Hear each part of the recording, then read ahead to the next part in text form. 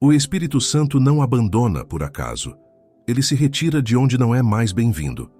Existe uma pergunta que atravessa o coração de quem já sentiu o toque de Deus e depois sentiu esse toque esfriar.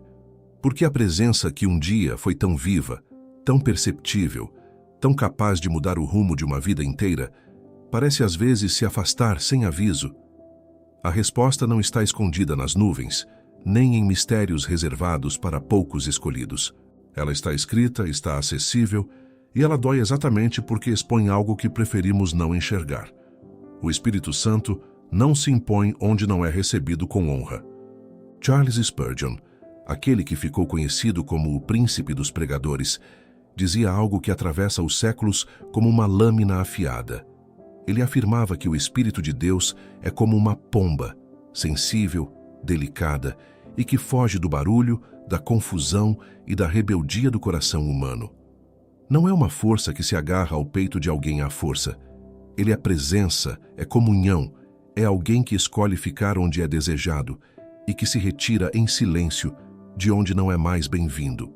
E se isso é verdade, então talvez a pergunta certa não seja onde está Deus, mas sim, o que eu fiz com o espaço que ele ocupava dentro de mim? Há um verso na primeira carta aos Tessalonicenses, capítulo 5, versículo 19, que traz uma ordem curta, quase seca, mas de peso imenso. Não apagueis o Espírito. Apagar. Pense nessa palavra. Não se trata de expulsar com violência, nem de uma guerra declarada contra o alto. Apagar é o que se faz com uma vela. Basta um sopro, um descuido, um vento contrário, e a chama que iluminava o cômodo inteiro se torna fumaça. Quantos de nós já apagaram sem perceber aquela chama que antes ardia com tanta força nas primeiras madrugadas de oração? Nos primeiros cultos em que as lágrimas vinham sem esforço, nos primeiros momentos em que a palavra parecia falar diretamente ao peito? E existe ainda outra passagem, na carta aos Efésios, capítulo 4, versículo 30, que usa uma expressão ainda mais delicada. Não entristeçais o Espírito Santo de Deus. Entristecer. Não é uma palavra de trovão, é uma palavra de lágrima. Fala de alguém que ama e que sofre quando o amor não é correspondido. Fala de uma presença que sente, que se emociona, que reage à frieza de um coração que antes ardia e que agora vive ocupado demais, cansado demais, distraído demais para perceber que alguém, dentro dele, está sendo continuamente ferido pelo silêncio. É fácil pensar que a distância de Deus vem sempre de um pecado grande, de uma queda visível, de um escândalo que todos possam apontar.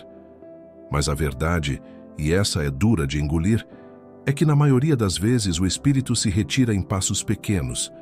Ele se afasta quando a oração vira rotina vazia. Ele se afasta quando a leitura da palavra se torna obrigação sem vida. Ele se afasta quando o coração começa a abrigar amargura contra um irmão. Quando a língua se acostuma à fofoca. Quando os olhos se acostumam a ambientes que antes causavam desconforto e hoje já nem incomodam mais. Nenhum desses passos parece grave sozinho. Juntos eles constroem um caminho de saída silenciosa. Spurgeon costumava alertar seus ouvintes sobre isso com uma imagem forte. Ele comparava o coração humano a uma casa e o Espírito Santo a um hóspede de honra que só permanece onde é tratado com reverência. Uma casa suja, desorganizada, cheia de coisas que não deveriam estar ali. Não é lugar onde um hóspede assim escolhe morar.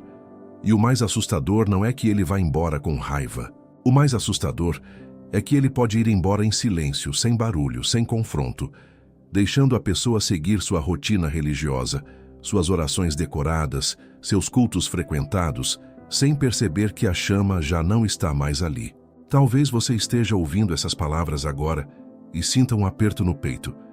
Talvez reconheça em si mesmo aquele afastamento gradual, aquela oração que já não sai do fundo da alma, aquele culto assistido com o corpo presente e a mente longe. Não estou aqui para condenar você. Estou aqui para lembrar algo que a Escritura deixa claro. O Espírito Santo não se afasta de quem o busca com sinceridade. Ele se retira de quem o ignora, mas ele corre ao encontro de quem o procura, mesmo que essa busca comece em lágrimas.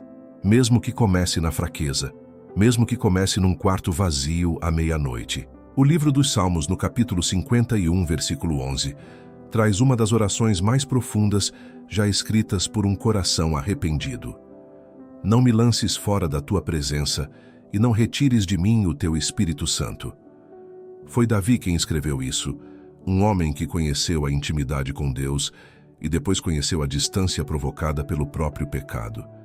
E o que ele fez não foi se afundar na culpa. Ele clamou. Ele pediu. Ele reconheceu que a presença de Deus não era um direito automático, mas um privilégio que precisava ser guardado com zelo, com humildade, com um coração disposto a se render outra vez. Conheço histórias de pessoas que passaram anos frequentando igreja, cantando hinos, levantando as mãos no momento certo, e que no fundo sentiam um vazio que ninguém ao redor conseguia perceber. Por fora, tudo parecia em ordem. Por dentro, a presença que antes enchia cada canto da alma tinha se tornado uma lembrança distante, quase um perfume que já não se sente mais no ar.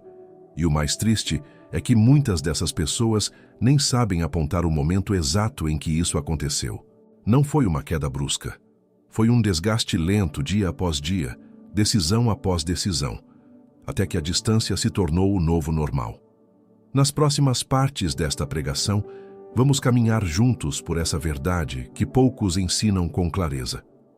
O que realmente significa manter o Espírito Santo presente, quais são os hábitos silenciosos que o afastam sem que percebamos e como recuperar aquela intimidade que talvez você pensasse estar perdida para sempre.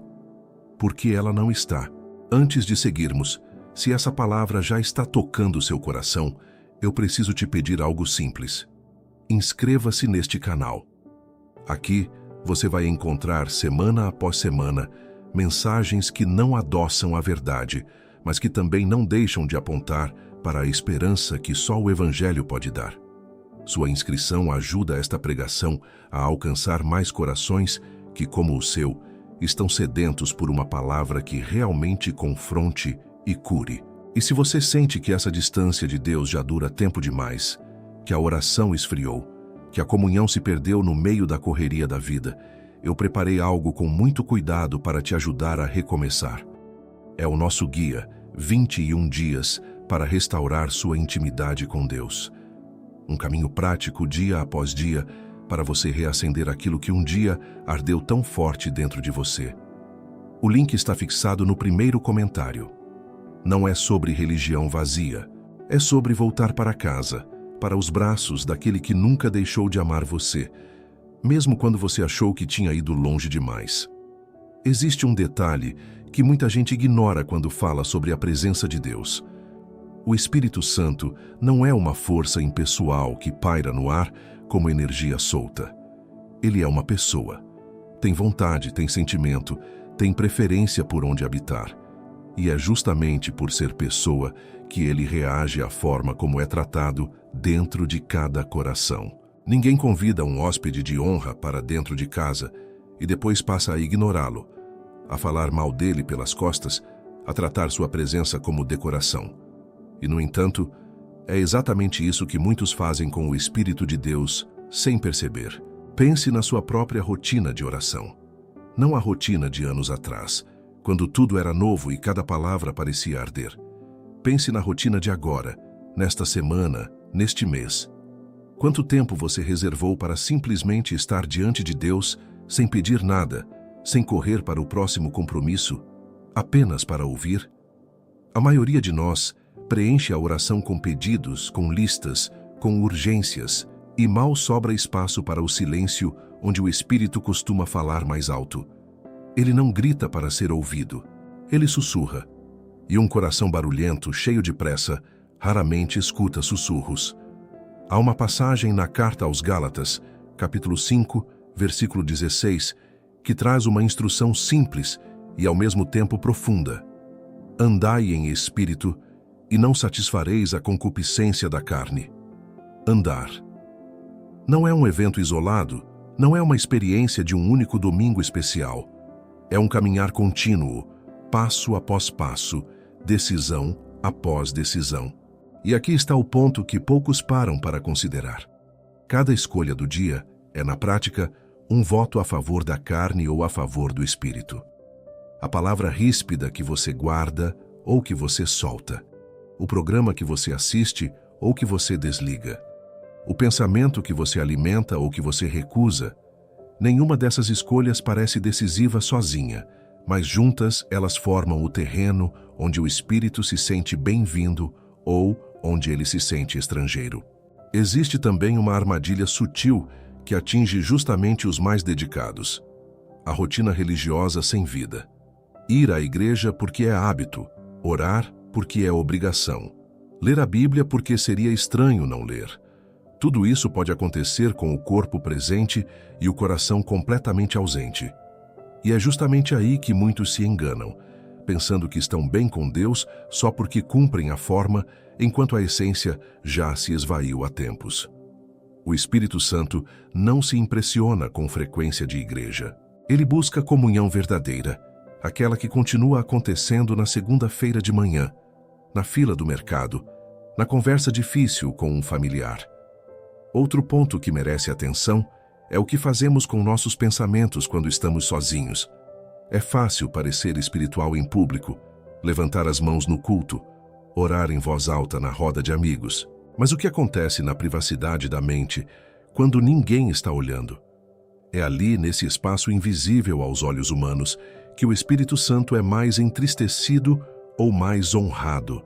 Pensamentos de rancor guardados por anos, fantasias que alimentam a carne, julgamentos silenciosos contra irmãos na fé. Tudo isso vai, aos poucos, construindo uma distância que depois sentimos, mas cuja origem já não conseguimos identificar. A primeira carta aos Coríntios, capítulo 6, versículo 19, traz uma verdade que deveria mudar a forma como cuidamos até do nosso corpo. Não sabeis que o vosso corpo é santuário do Espírito Santo que habita em vós, o qual tendes da parte de Deus? Santuário. Pense no peso dessa palavra. Um santuário não é um depósito qualquer, não é um lugar onde se joga qualquer coisa, onde se permite qualquer entrada, onde se tolera qualquer sujeira. Um santuário é tratado com cuidado, com reverência, com atenção aos detalhes. E se o seu corpo, sua mente, seus olhos, seus ouvidos são santuário, então cada escolha sobre o que você permite entrar ali carrega um peso espiritual que vai muito além do que parece à primeira vista. Há também a questão do perdão, que talvez seja um dos terrenos mais delicados nessa jornada. Guardar mágoa contra alguém que feriu você pode parecer justo, pode parecer até necessário para se proteger. Mas o rancor funciona como uma corrente que amarra dois lados, quem magoou e quem foi magoado. E enquanto essa corrente permanece presa, o Espírito Santo encontra um obstáculo real para operar livremente naquele coração. Não porque Deus exige a perfeição instantânea, mas porque a amargura ocupa um espaço que deveria estar reservado para a graça circular livremente entre as pessoas. Talvez você esteja percebendo, ao ouvir tudo isso, que a distância que sente de Deus não tem uma causa única, gigante, fácil de apontar. Ela é feita de pequenas escolhas acumuladas, de hábitos que pareciam inofensivos, de pensamentos que julgávamos privados demais para importar. E é exatamente por isso que a solução também não vem de um único gesto dramático, mas de uma disposição diária de rendição, de um coração que escolhe, repetidas vezes, abrir espaço para aquele que quer habitar ali com toda a sua plenitude. Existe ainda um sinal que muitos confundem com maturidade espiritual, mas que, na verdade, é um alerta silencioso, a ausência de convicção. Nos primeiros dias de fé, qualquer pecado pequeno incomodava. Qualquer palavra fora do lugar já trazia peso na consciência. Com o passar do tempo, alguns confundem o acostumar-se com o pecado com o crescimento na graça, como se a consciência mais leve significasse mais liberdade. Mas muitas vezes não é liberdade.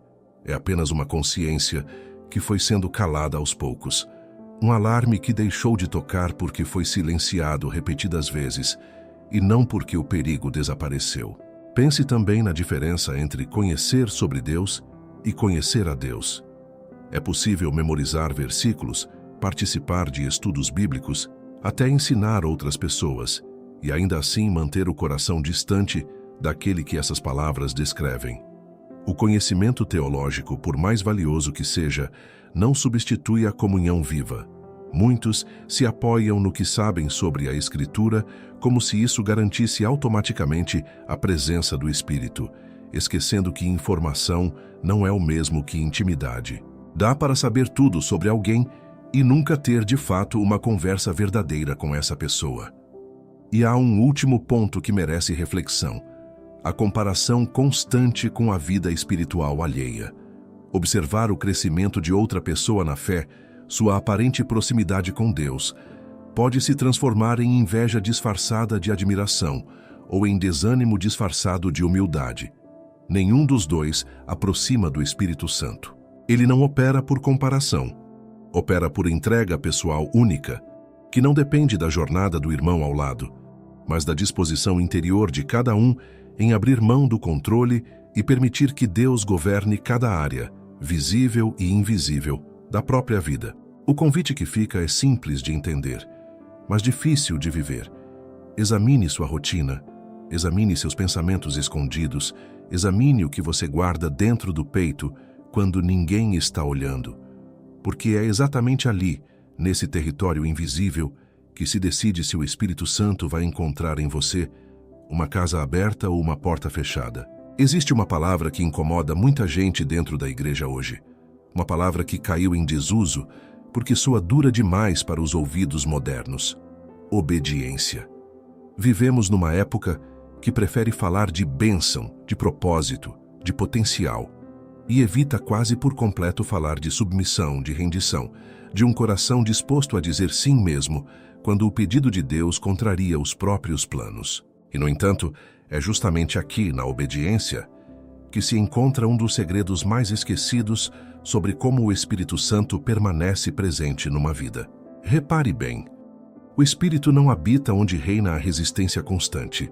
Você pode até experimentar momentos pontuais de emoção espiritual, um arrepio durante um louvor, uma lágrima durante uma pregação, sem que isso signifique comunhão contínua.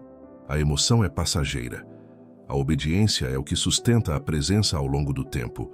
Um coração que ouve a voz de Deus e diz, não agora, repetidas vezes, vai, aos poucos, perdendo a sensibilidade para reconhecer essa mesma voz da próxima vez que ela falar. O livro de Atos, capítulo 5, versículo 32, traz uma frase que muitos leem rápido demais e não param para pesar. E nós somos testemunhas destas coisas, bem como o Espírito Santo, que Deus deu àqueles que lhe obedecem. Repare que a presença do Espírito ali está diretamente associada à obediência. Não há um sentimento de fé genérico, não há uma crença abstrata em Deus, mas há uma disposição concreta de obedecer. Mesmo quando obedecer custa caro, mesmo quando obedecer significa abrir mão de algo que o coração insiste em segurar com força. Pense em quantas vezes você já sentiu no íntimo um chamado claro para fazer algo difícil. Pedir perdão para alguém que você não quer procurar. Encerrar uma relação que já não edifica sua fé. Confessar um pecado escondido que você prefere manter em segredo. Doar algo que o coração insiste em guardar. Cada vez que esse chamado é ignorado, não é apenas uma oportunidade perdida. É um tijolo a mais na parede que vai, aos poucos, separando você da intimidade que um dia foi tão real. Há também um padrão perigoso que costuma se instalar sem alarde: a negociação espiritual. Aquele hábito de dizer, Senhor, eu faço isso, mas ainda não estou pronto para largar aquilo. Negociar com Deus parece inofensivo, quase razoável, mas revela algo profundo sobre a condição do coração. A tentativa de manter o controle enquanto finge entregar tudo. E o Espírito Santo, sendo Deus, não se contenta com posse parcial. Ele não divide o trono do coração com nenhum ídolo, por mais pequeno ou disfarçado que ele pareça. A carta aos Romanos, capítulo 8, versículo 14, traz outra chave importante. Pois todos os que são guiados pelo Espírito de Deus são filhos de Deus. Guiados. Essa palavra pressupõe movimento, direção, uma disposição de seguir mesmo sem enxergar todo o caminho à frente.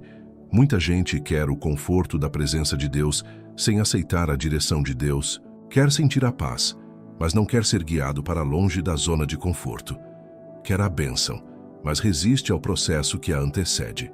E assim, sem perceber, cria um cristianismo pela metade, onde se busca a companhia do Espírito, mas se rejeita a autoridade dele sobre a própria vida. Existe ainda um aspecto pouco falado: a obediência nas pequenas coisas. Muitos esperam um chamado grandioso, uma missão espetacular, para finalmente provar sua entrega a Deus. Enquanto isso, ignoram o convite diário para ser gentil com quem irrita, paciente com quem testa os limites, honesto numa situação em que a mentira traria vantagem. É nesse terreno cotidiano, aparentemente sem importância, que se constrói ou se destrói a sensibilidade ao Espírito. Ninguém se torna repentinamente insensível a Deus. Essa insensibilidade cresce devagar, alimentada por pequenas desobediências que pareciam pequenas demais para importar. Vale lembrar de um episódio conhecido nas Escrituras que ilustra bem esse princípio. Saul foi ungido rei, recebeu autoridade, experimentou a unção de Deus sobre sua vida de forma visível. Mas, ao longo do tempo, escolheu repetidamente a desobediência disfarçada de justificativa religiosa, oferecendo sacrifícios que não lhe cabiam, poupando o que deveria ser destruído, buscando a aprovação do povo em vez de temor a Deus. E a Escritura registra de forma direta que o Espírito do Senhor se retirou dele. Não foi um castigo arbitrário, foi consequência natural de um coração que insistia em fazer as coisas do seu próprio jeito, mantendo a aparência de fé enquanto o interior já tinha se afastado havia tempo. Esse tipo de história incomoda, porque nos obriga a olhar para dentro. É fácil apontar o erro alheio, apontar reis antigos, apontar personagens bíblicos distantes no tempo. Mais difícil é reconhecer os próprios pequenos Saul, escondidos na rotina. Às vezes em que a aparência religiosa substituiu a obediência real, às vezes em que se buscou a aprovação humana mais do que a aprovação divina, às vezes em que se manteve o culto externo enquanto o coração já negociava, em segredo, com aquilo que Deus havia claramente pedido para largar. Há também um contraponto encorajador nessa mesma linha de pensamento. Assim como a desobediência afasta gradualmente, a obediência reconstrói gradualmente. Ninguém precisa esperar sentir-se plenamente pronto para começar a obedecer. Basta o próximo passo. Basta a próxima escolha certa, ainda que pequena, ainda que sem plateia, ainda que ninguém mais saiba que ela aconteceu. E é exatamente nesse acúmulo silencioso de pequenas fidelidades que a intimidade perdida começa a ser restaurada, tijolo após tijolo, até que aquilo que parecia distante volte a se tornar familiar outra vez. Uma pergunta honesta pode ajudar a examinar o próprio coração. Existe algo que você sabe, no fundo, que Deus está pedindo e que você continua adiando? Não é preciso resposta em voz alta, não é preciso confissão pública, mas é preciso honestidade diante de si mesmo. Porque enquanto essa resposta permanecer escondida, ela vai continuar funcionando como uma barreira silenciosa entre você e a plenitude da presença que você tanto anseia sentir de volta. A boa notícia, e ela precisa ser dita com clareza, é que a obediência não é um fardo destinado a poucos espirituais avançados. Ela começa sempre com um único passo, um único sim, uma única área entregue de verdade. Deus não exige perfeição instantânea, exige direção. Um coração que caminha, mesmo tropeçando, na direção da obediência, encontra o Espírito Santo muito mais presente do que um coração parado, confortável, satisfeito com uma fé morna que nunca incomoda ninguém, nem a si mesmo. E talvez seja necessário dizer isso sem rodeios. Não existe atalho para essa restauração. Ninguém recupera intimidade através de uma oração mágica repetida uma única vez, nem através de uma emoção passageira sentida num culto especial. A restauração acontece na persistência, na disposição diária de voltar a se render, mesmo depois de falhar, mesmo depois de negociar de novo, mesmo depois de perceber que o velho hábito ainda tenta puxar para trás. Deus não se cansa de receber quem volta com sinceridade. O que ele não aceita é a repetição de um jogo onde se finge entrega enquanto se mantém, escondido, o controle sobre tudo o que realmente importa. Existe um inimigo que não costuma atacar de frente. Ele prefere o cerco lento, a infiltração silenciosa, a mudança de rota tão gradual que a pessoa só percebe o desvio quando já está longe demais do ponto de partida. Quando se fala em guerra espiritual, muitos imaginam confrontos dramáticos, manifestações visíveis, batalhas espetaculares. Mas a experiência de quem caminha há décadas com Deus revela algo diferente. A maior parte das batalhas acontece em terreno invisível, na mente, nas pequenas concessões diárias, na vigilância que se relaxa aos poucos até que a guarda já não existe mais. O livro de Provérbios, capítulo 4, versículo 23, traz uma ordem que soa quase estranha aos ouvidos modernos, acostumados a valorizar mais a aparência do que o interior. Sobre tudo o que se deve guardar, guarda o teu coração, porque dele procedem as fontes da vida. Guardar o coração, não guardar a agenda, não guardar a reputação, não guardar o patrimônio. O coração, porque é dali que nasce tudo o que depois se manifesta para fora. As palavras, as escolhas, a forma de tratar quem está por perto, a disposição para ouvir a voz de Deus ou para ignorá-la mais uma vez. E o inimigo sabe exatamente onde atacar. Ele raramente tenta convencer alguém a abandonar a fé de uma vez. Isso seria óbvio demais, fácil demais de reconhecer e resistir. Em vez disso, ele sussurra pequenas permissões. Só dessa vez. Ninguém vai saber. Você merece esse desabafo maldoso. Esse pensamento não faz mal a ninguém. E cada pequena permissão concedida vai afrouxando a vigilância, até que aquilo que antes causaria um desconforto imediato na consciência já não incomoda mais. A primeira carta de Pedro, capítulo 5, versículo 8, traz uma imagem que ainda hoje causa um arrepio de alerta.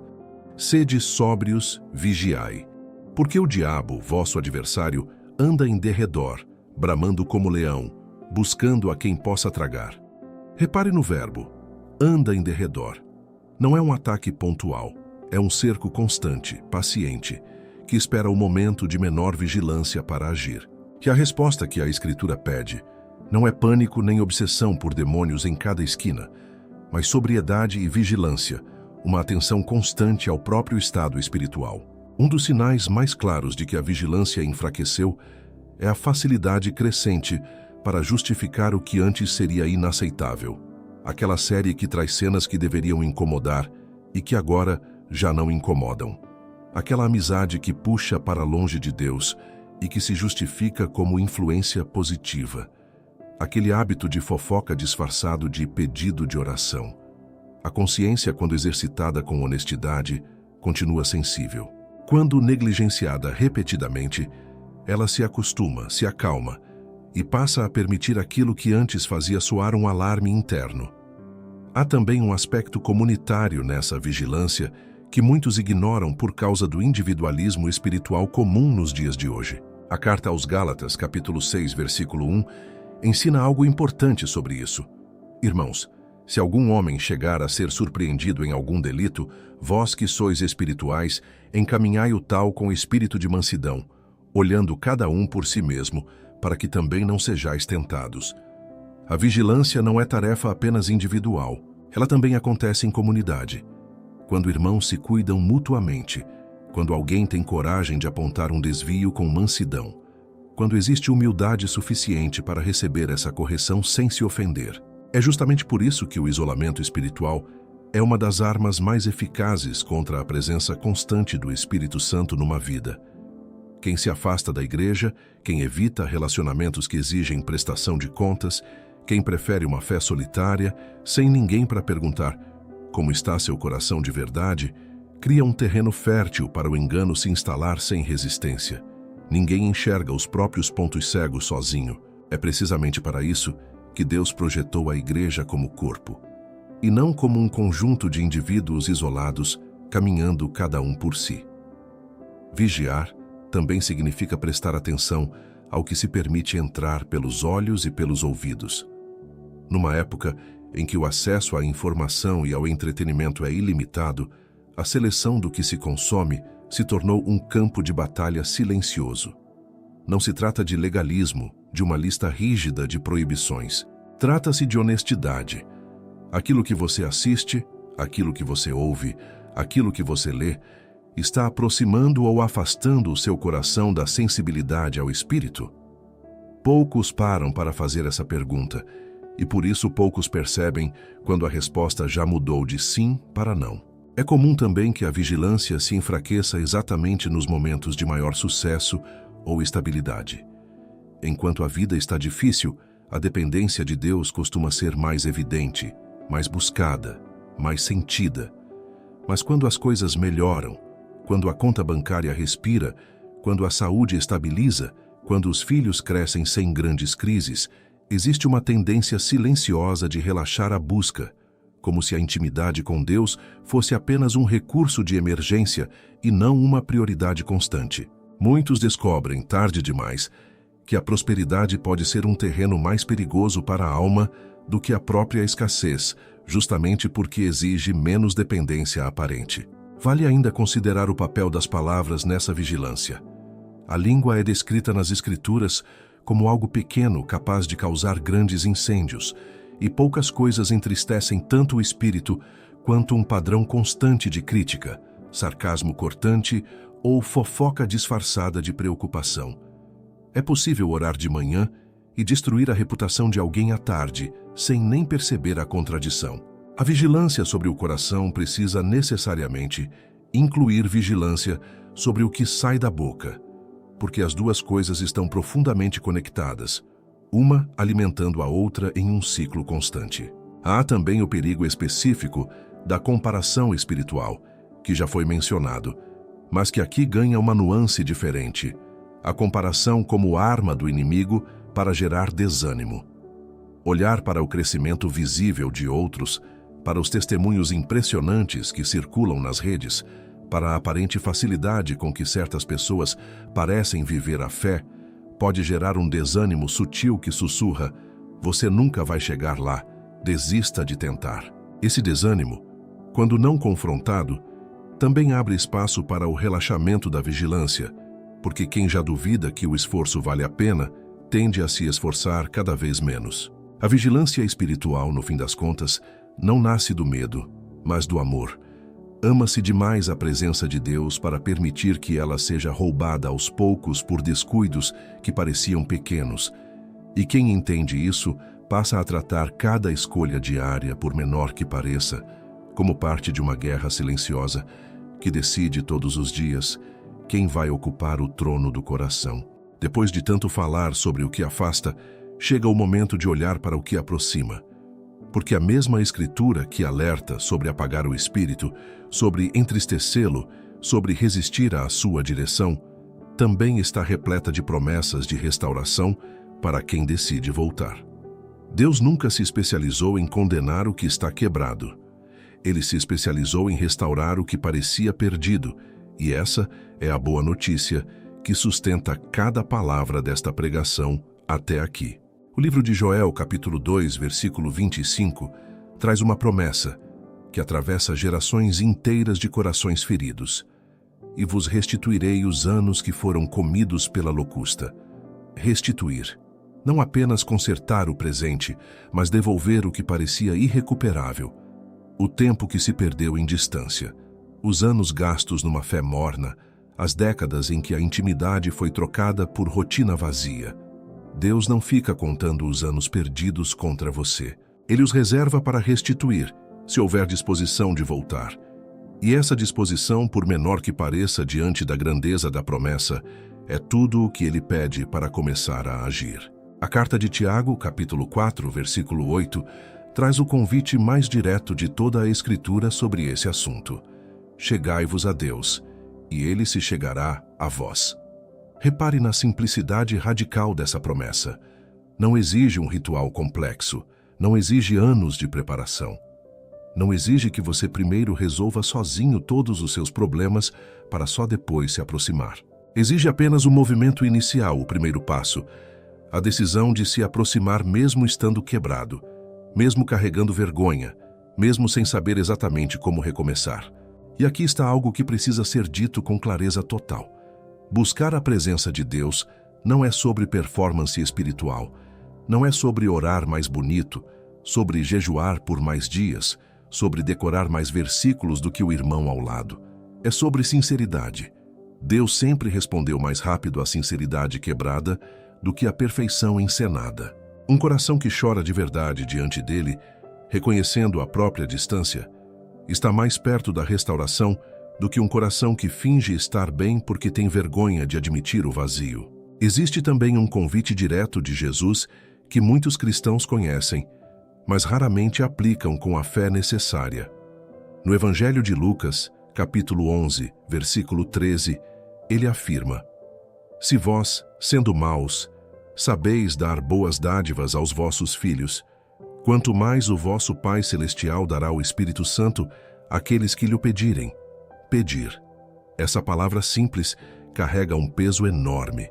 Muitos passam anos tentando merecer a presença de Deus através de esforço próprio, quando a Escritura convida a simplesmente pedir, com a confiança de um filho que sabe que o Pai não vai negar aquilo que é bom. A restauração da intimidade com o Espírito Santo geralmente começa num lugar pequeno, quase invisível aos olhos de quem observa de fora. Começa com 5 minutos de silêncio reconquistados no meio da correria do dia. Começa com uma oração honesta, sem fórmulas decoradas, dizendo simplesmente: Senhor, eu me afastei e eu quero voltar. Começa com a decisão de abrir a palavra, não para cumprir tabela, mas para realmente ouvir o que Deus quer dizer naquele dia específico. Nenhum desses passos parece impressionante, mas juntos eles reconstroem, tijolo após tijolo, aquilo que a distância havia derrubado. A segunda carta aos Coríntios, capítulo 3, versículo 17, traz uma verdade libertadora sobre essa jornada de volta. Ora, o Senhor é o Espírito, e onde está o Espírito do Senhor, aí há liberdade.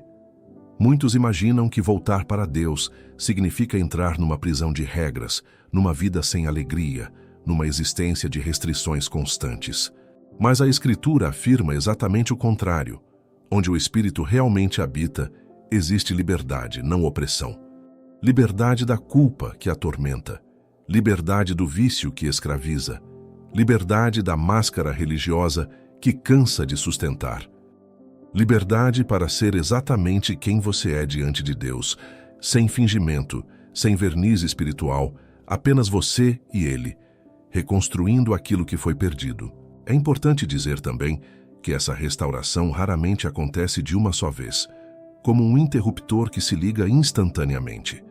Ela acontece em camadas, em processo, com dias melhores e dias mais difíceis, com avanços visíveis e recaídas que testam a perseverança. Isso não é motivo para desânimo. É simplesmente a natureza de qualquer relacionamento verdadeiro sendo reconstruído depois de um período de distância. O importante não é a velocidade da restauração, mas a persistência em não desistir dela, mesmo quando o progresso parece lento demais para ser percebido. Vale ainda destacar um detalhe que costuma passar despercebido nessa caminhada de volta: a importância da gratidão como terreno fértil para a presença de Deus florescer novamente. Um coração ocupado demais reclamando, comparando sua vida com a de outros, focado no que falta, dificilmente percebe os sinais discretos de que o Espírito já está agindo outra vez. A gratidão não é apenas uma virtude bonita para se mencionar em cultos de ação de graças. Ela funciona como um exercício diário de reconhecer a bondade de Deus, mesmo em meio ao processo. E isso, aos poucos, abre espaço interior para uma sensibilidade espiritual que a queixa constante mantém fechada. Outro ponto que merece destaque é a diferença entre buscar experiências espirituais e buscar o próprio Deus. É possível correr atrás de emoções fortes, de arrepios durante o louvor, de sensações físicas associadas à espiritualidade, sem nunca de fato buscar conhecer o caráter, a vontade e o coração daquele que se está tentando alcançar. A restauração verdadeira não mira sensações, mira relacionamento. As emoções podem acompanhar o processo, e frequentemente acompanham, mas elas são consequência, não o objetivo principal a ser perseguido a qualquer custo. Por fim, vale lembrar que ninguém percorre essa estrada sozinho, mesmo quando a caminhada parece profundamente pessoal. A comunidade de fé, os irmãos que já passaram por processos semelhantes, os momentos de adoração coletiva, tudo isso funciona como sustento durante o caminho de volta. Isolar-se durante o processo de restauração, por vergonha ou por orgulho, geralmente prolonga a distância em vez de encurtá-la. Compartilhar a jornada, mesmo que com poucas pessoas de confiança, costuma acelerar aquilo que a solidão insiste em arrastar por muito mais tempo do que seria necessário. Quem já viveu essa jornada de volta costuma contar a mesma coisa. O momento em que a presença de Deus volta a se tornar perceptível não chega com trombetas, não chega com explosões emocionais dramáticas. Chega devagar, como uma luz que volta a clarear um cômodo antes escurecido, como um calor que retorna a um coração que estava frio. E quando isso acontece, a pessoa percebe que valeu cada passo dado na direção certa, cada oração sincera, cada pequena obediência que parecia insignificante no momento em que foi praticada. Chegamos ao fim desta pregação, e eu quero agradecer de coração por você ter caminhado até aqui, ouvindo cada palavra com atenção. Se essa mensagem tocou algo dentro de você, deixe nos comentários o que mais falou ao seu coração. E não deixe de curtir este vídeo, isso ajuda muito mais gente a encontrar essa palavra.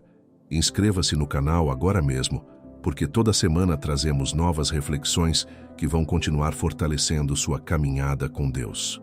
Se você quer dar o próximo passo prático, rumo a essa intimidade que tanto deseja recuperar, conheça nosso guia 21 dias para restaurar sua intimidade com Deus. Link fixado no primeiro comentário.